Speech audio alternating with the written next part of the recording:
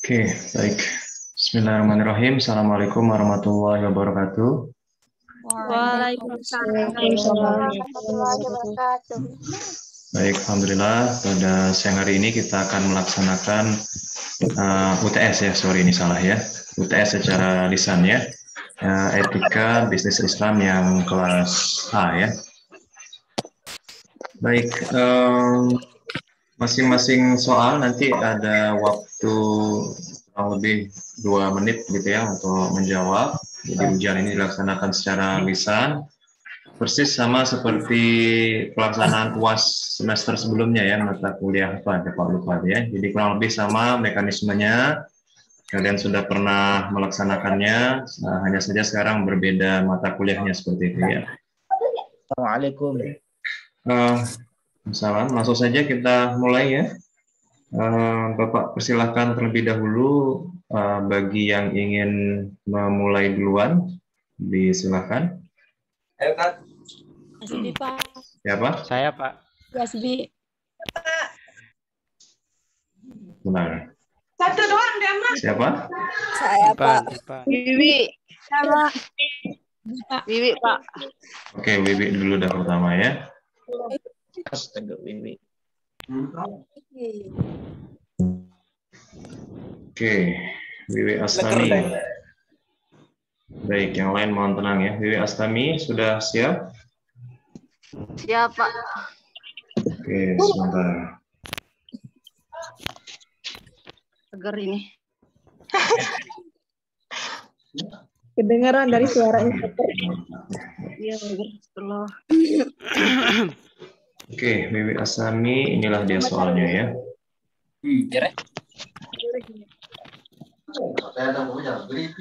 Mana sih? Mana Pak? Nah, visi itu adalah baik Pak, visi dan misi apa bedanya? Visi itu adalah apa yang akan dicapai, sedangkan misi itu bagaimana mencapainya. Itu perbedaannya. Kemudian berikan contohnya.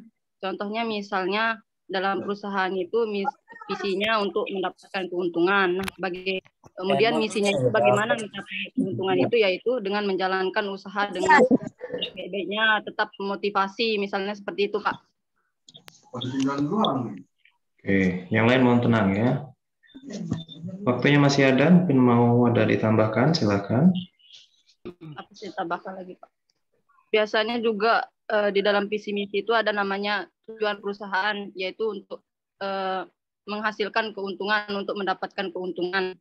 Sama seperti halnya dengan misinya itu bagaimana mencapai keuntungan tersebut dari suatu perusahaan itu. Itu aja sih Pak. Oke, baik. Terima kasih Wiwi Astami. Selanjutnya ada yang mau duluan, silakan. Ipan Pak, Ipan. Cowok. Cowok. Siapa? Silakan. Cowok Pak. Ada yang mau duluan? Hasbi. Saya Oke. Pak, Ipan. Saya Oke, sebentar Hasbi dulu deh ya, silakan. Oke, Ulia Hilalatul Hasbi ya.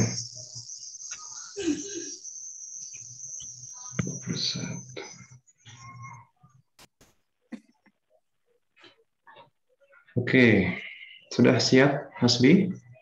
Insyaallah. Baik, inilah dia soalnya.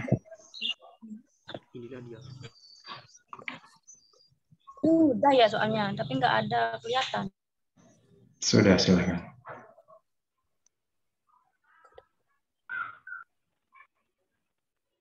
Ini udah ya Sok? Sudah. Geser Bu. Apa soalnya weh? Geser ke kanan. Hah? Apakah Geser ke bagian kanan. personalia Personalia perusahaan. Apa dia nggak kelihatan? Kasih tahu Geser ya, ke kanan. Geser ke kanan. Bagian personalia. Apa? Apakah bagian personalia dapat turun ke bagian etika bisnis? Ya Wahtia. Jadi, Apa kau bilang okat? personalia itu adalah bagian divisi dari etika bisnis. Jadi dia itu bisa turun ke dalam bagian etika bisnis tersebut. Personalia itu dapat diartikan juga bagian umum atau bagian yang menyediakan segala fasilitas yang ada dalam perusahaan tersebut. Pertama dari perekrutan, yang kedua dia itu juga menyediakan fasilitas, entah itu musola dan lain sebagainya. Kemudian dia juga yang dia terima tersebut. Itu aja sih Pak. Dalam dia itu bisa masuk ke dalam etika bisnis kan umum yang menyiapkan fasilitas tersebut. Seperti apa kira-kira penerapannya bagian personalia, bagian sumber daya manusia? Penerapannya itu pertama dia itu orang-orang yang merekrut Pak, merekrut pekerja tersebut dengan amanah, kemudian dia yang melatih, dia juga yang menyiapkan segala fasilitas seperti musola, tempat orang sholat dan lain sebagainya. Oke, baik. Terima kasih. Ya Pak. Selanjutnya ada yang mau duluan lagi? Indah Pak. Saya Pak, Darmala Pak. Oke, Darmala.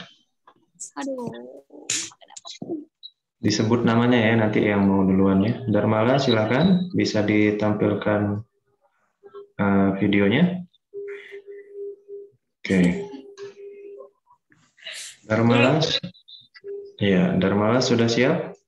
Insya Allah siap. Baik, inilah dia soalnya.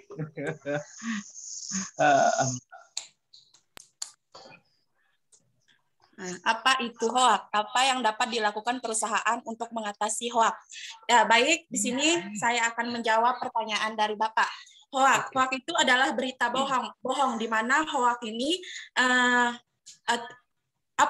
dia itu datang melalui komunikasi dari individu. Misalnya dia itu sangat menyebar dari mulut ke mulut, terus itu tidak jelas, kemudian pokoknya hoak itu berita bohong. Terus cara mengatasinya itu kita sebagai seorang itu tidak apa itu namanya, tidak harus kayak gimana ya.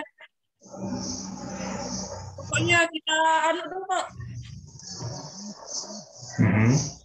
tidak boleh gimana ya.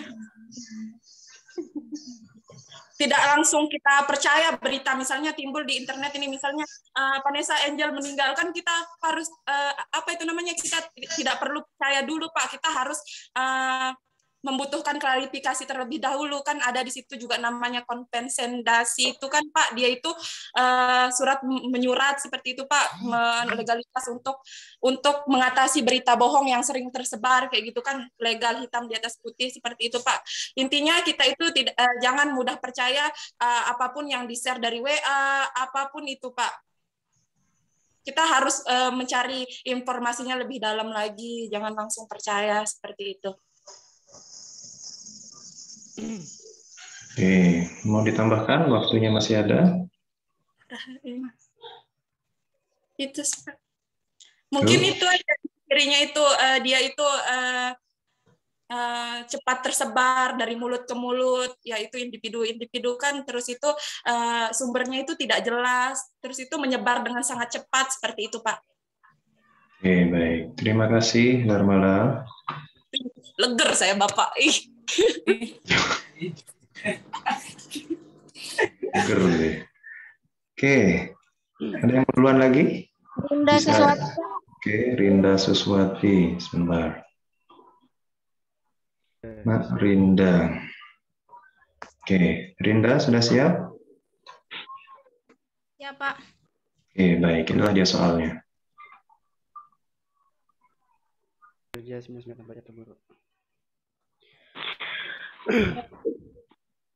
Saya menjawab, sistem kerja 996 itu baik atau buruk. Jadi sistem 996 itu diterapkan di Cina ya Pak ya. Jadi itu bekerja secara non-stop. Jadi itu baik bagi perusahaannya, dan itu buruk bagi yang karyawannya seperti karyawannya harus bekerja dengan kerja keras, bekerja dengan 9 jam, harus bekerja dengan non-stop seperti itu, Pak.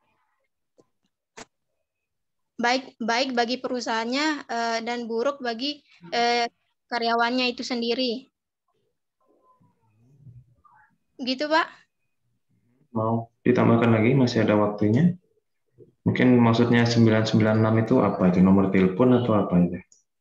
Sistem kerja 996, jadi itu sistem kerja 9 jam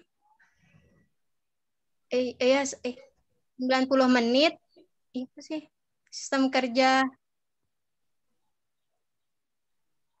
9 jam 9 jam 90 menit 60 detik nih, Kak. Nah itu.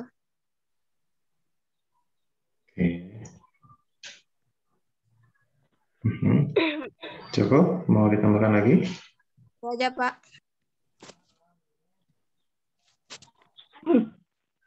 Oke. Baik, terima kasih Rinda Siswati. Selanjutnya Nurfani, Pak. Nurfani, oke, sebentar. Bismillahirrahmanirrahim.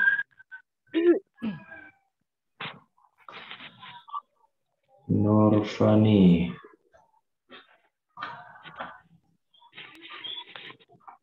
Oke. Nurfani sudah siap? Siap, Pak. Sebentar, Bapak cari absensinya ya.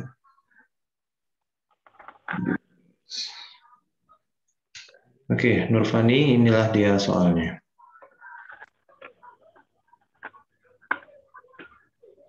Dalam berproduk lantas hak apa saja yang dihadapi. Bismillahirrahmanirrahim. Hak yang didapatkan oleh konsumen setelah mendapatkan produk itu yang pertama yaitu pemberitahuan nomor telepon di dalam produk tersebut. Maksudnya bertujuan untuk ketika produknya datang dan tidak sesuai, maka konsumen itu bisa berkomunikasi dengan perusahaannya gitu atau komplain dengan produk yang dia dapat. Kemudian mendapatkan hak untuk untuk mengembalikan produk tersebut jika tidak sesuai dengan apa yang didapatkan. Terus BPOM juga, Pak. BPOM juga. Terus lagi ya. Itu aja mungkin, Pak. Itu saja. Mungkin ada hak-hak yang lain.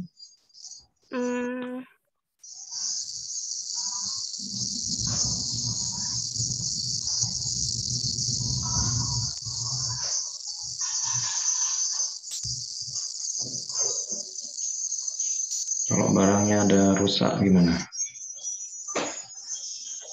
Itu, Pak, mendapatkan nomor telepon dari perusahaan tersebut untuk memberikan komplain dari produk tersebut. Dan ada jaminan dari mungkin singkatannya itu ada jaminan dari pemerintah sendiri ketika produk tersebut tidak sesuai, Pak. Mungkin lupa, Pak, singkatannya. Intinya mendapatkan perlindungan, Pak. Oke, terima kasih, Nurfani. Selanjutnya. Liana, Bapak. Ya, Pak. Liana. Andi. Liana. Sebentar ya, Liana. Cowok sekali, Pak. Oke, setelah ini cowok ya. Ya, Pak. Siap. Langsung disebut aja namanya nanti ya. Siap. Baik, Liana, sudah siap? Insya Allah. Baik, inilah dia soalnya.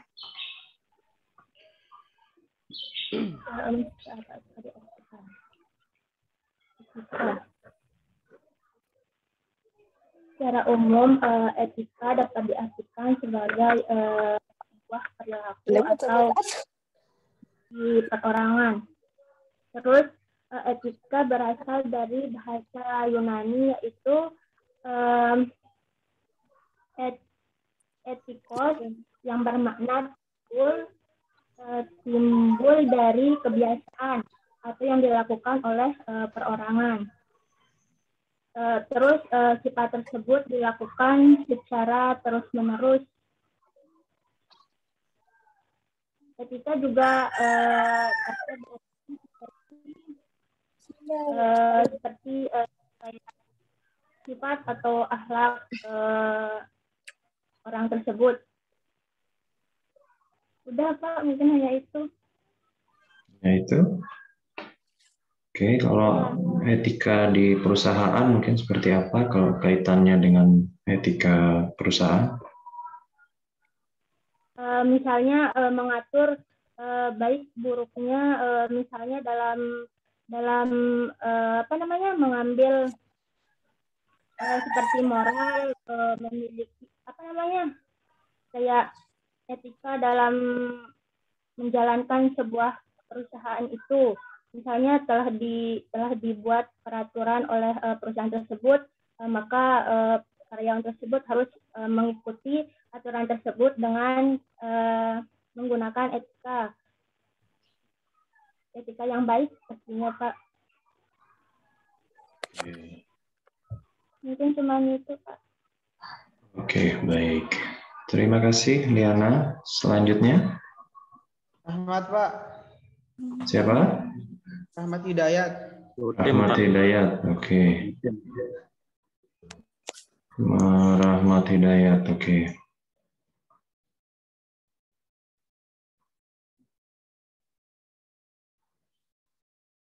Oke, Rahmat Hidayat sudah siap?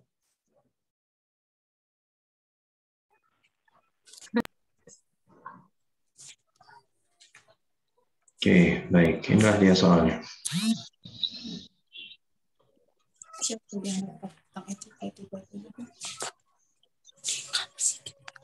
Baik, bismillahirrahmanirrahim. Assalamualaikum warahmatullahi wabarakatuh.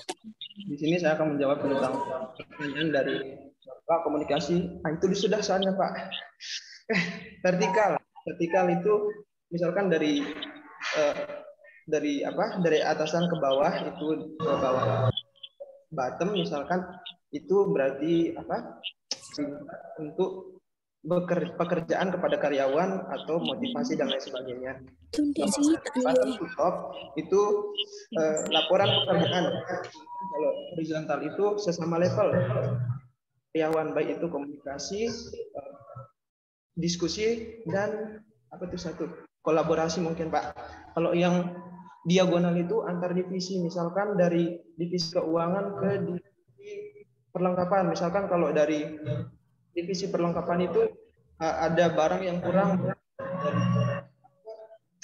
kayak printer dan fotokopian dan lain sebagainya, maka dari pihak departemen perlengkapan lapor ke departemen keuangan untuk memberikan dana terhadap perlengkapan tersebut untuk dilengkapi. Mungkin sekian Pak. Terima kasih. Assalamualaikum warahmatullahi wabarakatuh.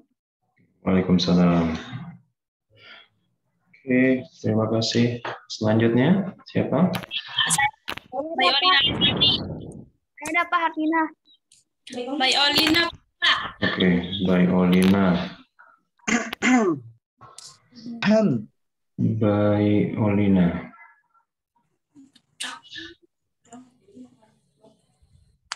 Oke, baik Olina Lestari. Oke, baik Olina sudah siap? Insya Allah Pak siap. Baik, inilah dia soalnya.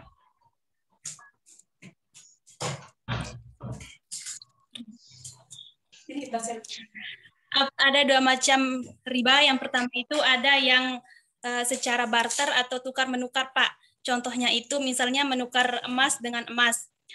Ketika menukar emas dengan emas, misalnya kita menukar emas 1 gram 24 karat, lalu ditukar dengan 23 karat.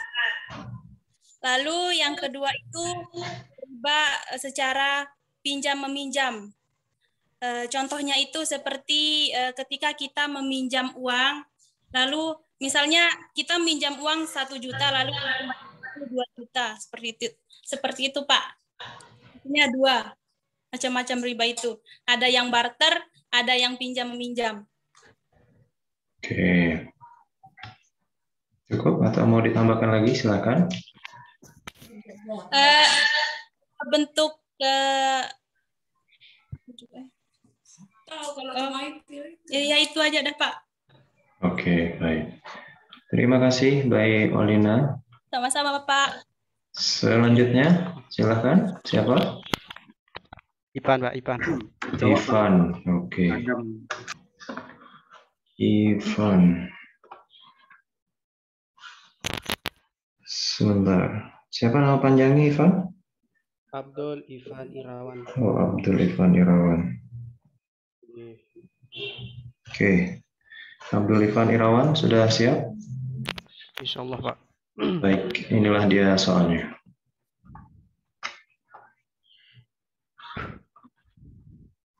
Baik, bismillahirrahmanirrahim. Mengapa Alfamart dan Indomaret sering berada pada lokasi yang berdekatan? Baik.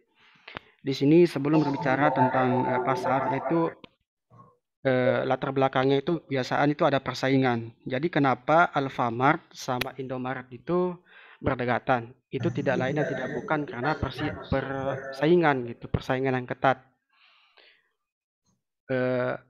Dan kemungkinan untuk menghemat iklan atau promosi gitu. Karena ada semboyan yang bilang di mana Anda ada Alfamart, di situ ada Indomaret katanya. Mungkin kiranya seperti itu, Pak. Dan juga agar lebih efisiensi mungkin. Karena untuk memudahkan strategi marketing dan lain sebagainya. Oke, apa nggak takut tersaingi nanti itu kalau berdekatan? Masalah tersaingi mungkin di sana sudah tersaingi, Pak. Maka dari itu di sana berlomba-lomba untuk merebut strategi itu. Bagaimana menciptakan atau bagaimana merekrut pelanggan-pelanggan supaya tergiur gitu. Biasanya kan ada promosi, Pak. Nah, di sana mungkin sebagai bentuk persaingan gitu.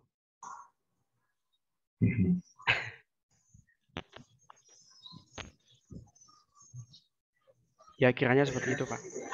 Oke. Baik, terima kasih Abdul Ivan Irawan. Selanjutnya, silakan. Niatan Hasanah, Pak. Niatun Hasanah. Mana nih Niatun Hasanah? Oke, ini sebentar. Oke, Niatun Hasanah. Sebentar. Mana soalnya? Oke, Niatun Hasanah sudah siap? Insya Allah. Ya Allah. Baik, inilah dia soalnya.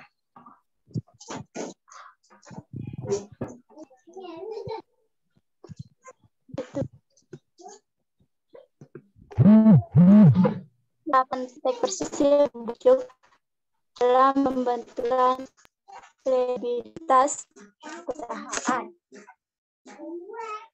Tentunya sangat penting ya. Kalau kita tidak bisa membujuk suatu konsumen atau ya kalau kita tidak bisa membujuk konsumen maka konsumen itu akan ragu gitu sama kita. Teknik persuasif ini kan kemampuan kita untuk membujuk seseorang nih untuk supaya orang itu setuju sama kita. Nah, kalau kita kurang komunikasi atau kurang dalam teknik persuasif ini, jadi apa yang kita usahakan itu percuma gitu, Pak. Nggak ada hasilnya. Jadi teknik persuasif ini sangat penting untuk kredibilitas perusahaan supaya konsumen yang kita ajak bicara itu langsung setuju dengan apa yang kita bujuk gitu, Pak.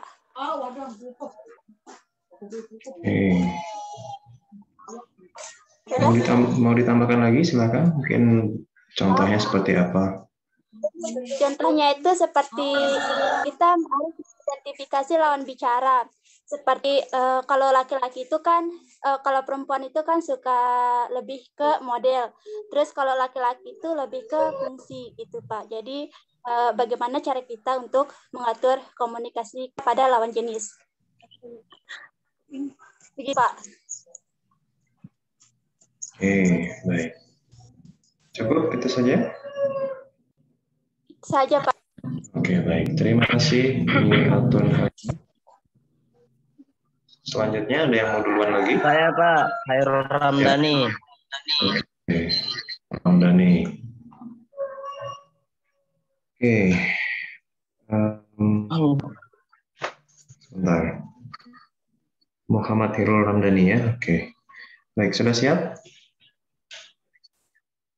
Ya Pak. Inilah dia. Bismillahirrahmanirrahim.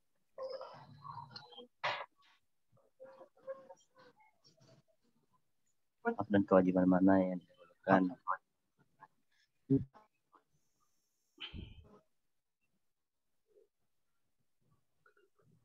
Baik, bismillah. Assalamualaikum warahmatullahi wabarakatuh. Jadi berbicara hak atau kewajiban mana yang didahulukan, berikan contohnya. Jadi kalau kita berbicara hak itu adalah suatu keinginan yang ada dalam diri kita, dan kewajiban adalah suatu hal yang harus kita tuntaskan secara wajib dan harus diselesaikan secara tuntas. Kemudian berikan salah satu contohnya, yakni seketika kita diberikan hak atau kewajiban kepada orang-orang, atau kita diberikan hak atau kewajiban oleh perusahaan, kita harus tuntaskan secara tuntas dan harus selesaikan sesuai dengan kewajiban yang diberikan. Dalam artian di sana kita juga memiliki hak untuk menyelesaikan kewajiban itu sendiri. Akan ketika kewajiban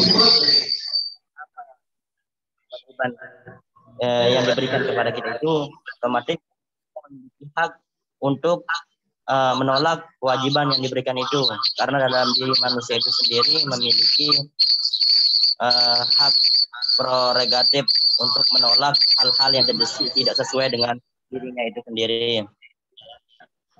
Seperti dalam perjanjian kerja, contohnya, misalnya saya kerja di suatu perusahaan atau di suatu kantor yang dimana di sana saya waktunya sudah habis ya. Waktunya sudah habis. Oke Pak, makasih Pak. Oke, mohon nanti agak berjauhan dengan teman yang lain ya, biar nggak apa tadi itu agak ribut suaranya ya, agak nging-nging gitu ya. Nanti yang lainnya agak berjauhan ya. Oke, baik, terima kasih. Selanjutnya ada yang mau duluan lagi? Disilakan. Rizky Pak. Rizky Dwi Puspita. Oke. Rizky Dwi Puspita. Oke, Rizky Dwi Puspita sudah siap? Insya Allah siap Pak. Baik, inilah dia soalnya. Apa ini oleh perusahaan selain mencari keuntungan semata? Jadi perusahaan itu selain mencari keuntungan Pak harus menjaga hak konsumen, harus menjaga hak-hak pegawainya, terus kayak melakukan kebijakan-kebijakan yang membuat baik perusahaan itu sendiri dan konsumennya itu nyaman gitu Pak. Artinya ada timbal balik di antara keduanya. Kalau udah kayak gitu tuh kan udah nggak perlu lagi nyari nama baik, nggak perlu lagi meyakinkan konsumen. Artinya nanti konsumen itu yang akan ngajak ayo kerjasama sama perusahaan ini, atau ayo belanja di toko ini. Artinya kan kalau udah memprioritaskan hak-hak konsumen, hak-hak pegawai biar nggak malas gitu kerjanya, artinya kan udah nggak capek-capek lagi membangun nama perusahaan gitu Pak. Oke, mungkin bisa jelaskan sedikit hak konsumen dan hak pegawai tadi itu kayak gimana? Hak konsumen itu hak konsumen kayak tadi yang disebutin sama Nurfani, misalnya kalau ada barang yang cacat atau barangnya tidak sesuai bisa dikembalikan atau direturn. Terus ada lembaga yang melindungi mereka. Terus hak untuk mendapatkan informasi barang, kemudian hak untuk kayak mendapatkan pelayanan terbaik lah dari perusahaan itu sendiri. Udah gitu. Iya, seperti itu. Oke, Ya, baik. Terima kasih Rizky Dwi Puspita. Selanjutnya, disilahkan. Saya, Pak. Siapa? Hartina. Oke, Pak. Oke, baik. Hartina, sudah siap? Insya Allah, Pak. Baik, inilah dia soalnya.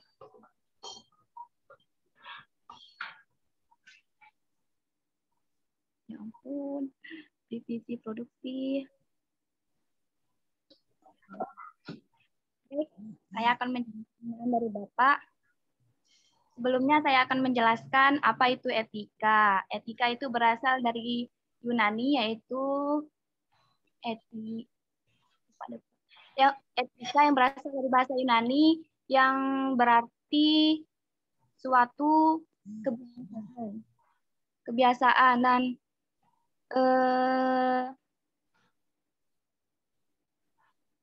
divisi produksi. Lebih difokuskan pada divisi produksi. Divisi produksi. Aduh, Pak, lupa saya, Pak. Lupa saya yang itu. Nggak bisa, Pak. Bagian produksi, bagian yang memproduksi barang. Aduh, lupa. Lupa saya, Pak. Baik. Lupa banget. Astaga. Siapa penerapan etika bisnis Islam?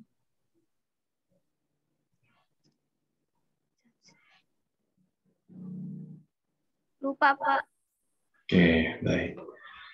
Oke, terima kasih Hartina. Selanjutnya, ada yang Dwi duluan? Yuliana, Pak. Dwi Yuliana.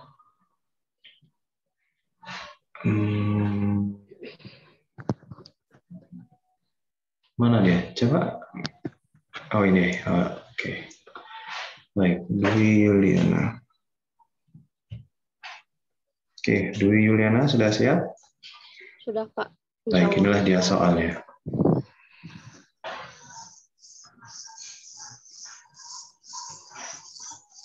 Jadi baik, bismillahirrahmanirrahim. Hak cuti antara pria dan wanita berbeda. Ini diskriminatif? Tentu saja tidak, karena wanita itu lebih banyak butuh cuti. Misalnya dia cutinya datang bulan atau lagi mengandung atau melahirkan. Menurut saya itu bukan diskriminatif, karena hak cuti wanita itu lebih banyak.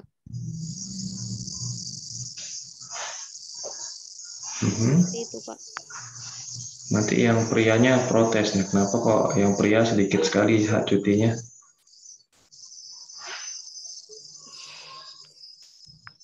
Kan wanita lebih butuh cuti pas misalnya mereka lagi bekerja atau mengandung gitu, mereka butuh libur untuk istirahat, seperti itu, Pak.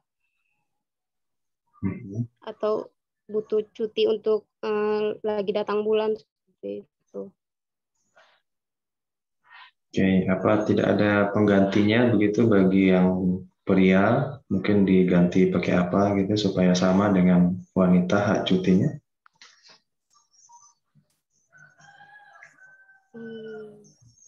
Saya rasa tidak, Pak, karena halangan di wanita itu lebih banyak ketimbang laki-laki, seperti itu. Oke. Ada yang mau ditambahkan lagi? Silakan.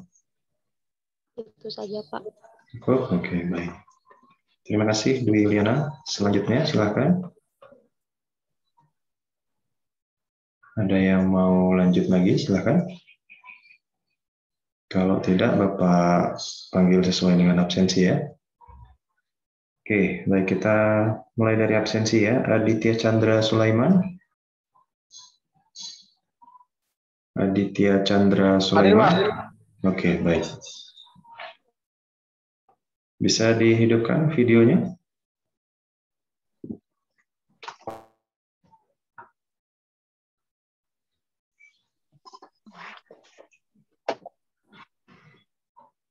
Bisa dinyalakan videonya?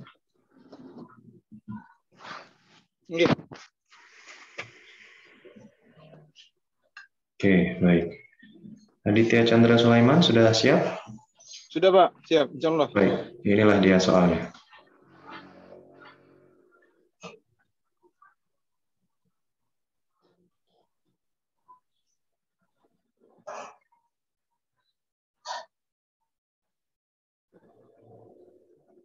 Jelaskan materi apa saja yang Anda kuasai, tidak ada batasan waktu menjawab.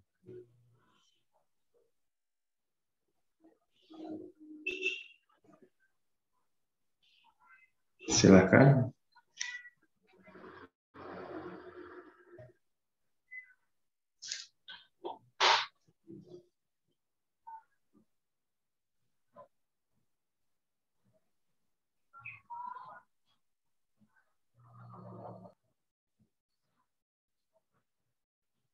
Oke, terputus ya. Sayang. Oke, kita lanjutkan. Muhammad Faisal nih nggak pernah hadir. Kemudian Nur Saryana ada? Ada Pak. Oke, Nur Saryana. Oke, sudah siap? Insya Allah siap Pak. Baik, inilah dia soalnya.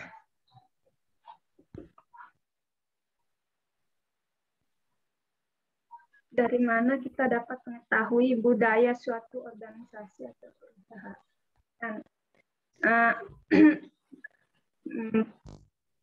Saya akan menjelaskan dulu budaya atau budaya organisasi. Budaya itu adalah suatu sistem perbuatan yang diwarisi dari masyarakat sebelumnya. Nah, terus